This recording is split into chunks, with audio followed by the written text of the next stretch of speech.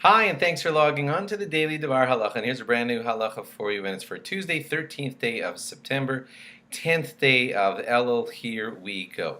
When the person is blowing the shofar for everybody in the congregation, it is proper for him to have kavana, intention, to be fulfilling the mitzvah for all the other people who are listening. It is also appropriate to have all of the people who are listening have intention that they are fulfilling the mitzvah by the hearing of the shofar that they are doing. So with this intention from shofar blower to shofar listener, the mitzvah transfers kind of sort of from the shofar blower over to the shofar listener. If he forgets to think that, or you forget to think that, it's still kind of considered okay because we kind of figured, duh, I mean, we're all standing here in shul, it's shofar blowing time, what do you think we're all doing? I forgot to state it with my mind, but it's obvious what I'm doing. He's standing there, they announced it, I'm standing here listening, so we kind of assume that everything's taken care of just by the fact of the way everyone's just standing there doing it, that the mitzvah is taken care of. But I'll tell you where it would be important. If you have a guy somewhere near the shul who's practicing shofar blowing, and he blows all the sounds of the shofar as a practice, and you listen and you say, oh, I got the mitzvah already, I heard a guy practicing. See, that wouldn't count because he wasn't doing the mitzvah. He was practicing making the sounds come out right, wasn't intending for the mitzvah, so no proper transfer of the mitzvah happened. The person blowing was just doing a practice sounding, which he's allowed to do, and you didn't fulfill the mitzvah with that.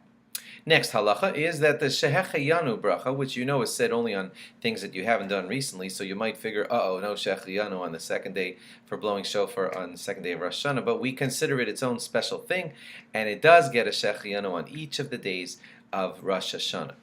The shofar blower should be standing when he blows the shofar, and it is best if the shofar listeners are also standing. That's the way the custom we have to do it that way. So try to stand for the shofar blowing. Now, by the way, standing means standing. So if you're leaning real hard on something, then that's not officially called standing. So don't be leaning on something like leaning strongly on a pole when the shofar is being blown, because then you're not officially standing. When do we know that lean? Because you might just have your elbow on the stender or whatever on the little pulpit thing in front of you. So the way we consider a person to be standing is if that pole or pulpit that you're leaning on would have been taken away and you would lose your balance and fall, then that means you weren't really standing. But if your elbow was just lightly touching that thing, so if they pulled it away you wouldn't fall, then officially you're still standing. Okay, here's a tough one. From, at Hamotzi, at the Shabbos table, there's an easy one. You don't talk until after the motzi is done. Well, okay. When you make a bracha before shofar blowing, you don't talk until shofar blowing is done. And if you're hearing where I'm going with this, that's a long time.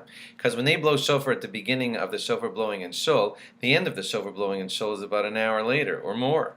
So really, you're not supposed to be doing any talking during that entire hour. Anyway, it's Rosh Hashana and you're in shul, so it'd be a good idea to have your mind and your everything on the tefillah, on the prayers, and not be talking. But here's one more reason to not be talking, and that's because you made a bracha, you answered amen to the bracha anyway for the shofar blowing, and the shofar blowing is not done, and therefore you shouldn't be talking until after the last shofar blasts on Rosh Hashanah morning.